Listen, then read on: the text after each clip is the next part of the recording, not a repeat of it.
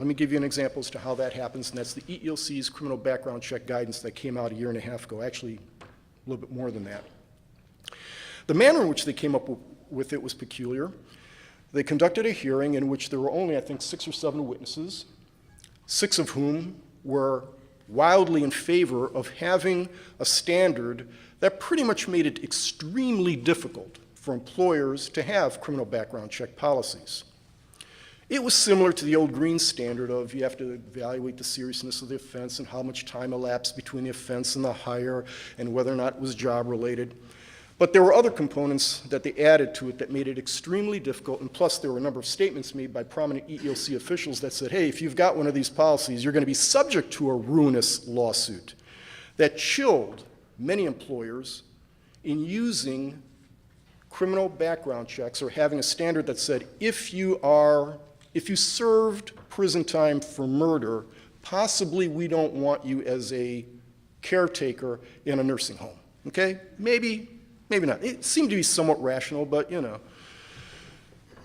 In addition, the EEOC said you had to have an individualized assessment for each individual, thereby introducing subjectivity into the equation, something that the EEOC runs around crazy. Their hair goes on fire. My hair went on fire because of this. You can't have subjectivity in an evaluation process according to the EEOC because it's inherently discriminatory, but here you do so. You have to do an individualized assessment of each individual applicant for employment.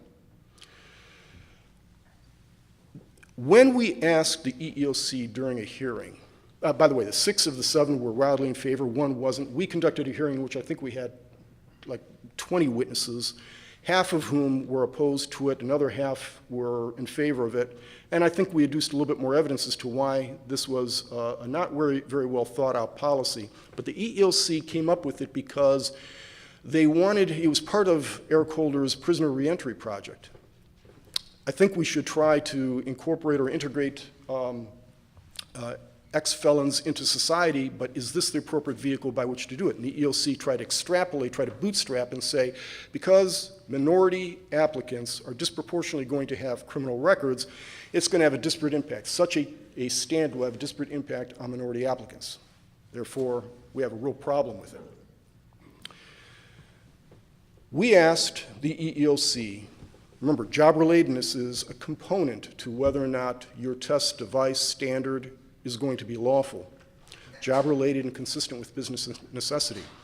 So we asked the EEOC during that hearing, prior to promulgating this policy, did you consider any evidence as to whether or not someone with a criminal background is a better or worse employee than someone who does not?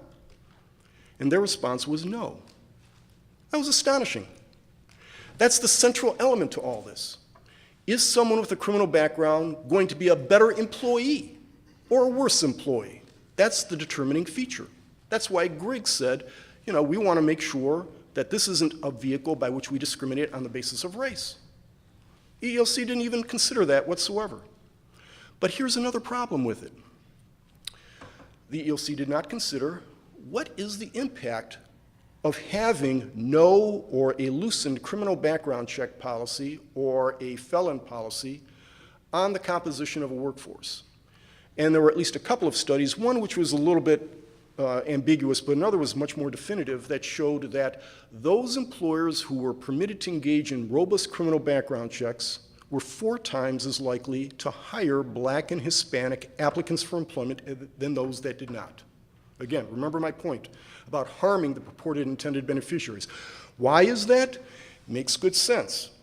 Because employers, in trying to get their numbers right, they see me walk in the door and they see Roger walk in the door. They don't have the luxury of conducting a criminal background check. Roger doesn't look anywhere near as good as I do, but they make certain very logical conclusions. They know the statistics. They know that it's far more likely that the bald Black guy may have a criminal background than the white guy. But because they don't have the data, they don't have the raw information, they don't know, and they act on stereotype as opposed to actual data. There are a number of other problems with respect to the EEOC criminal background check. I don't have time to get into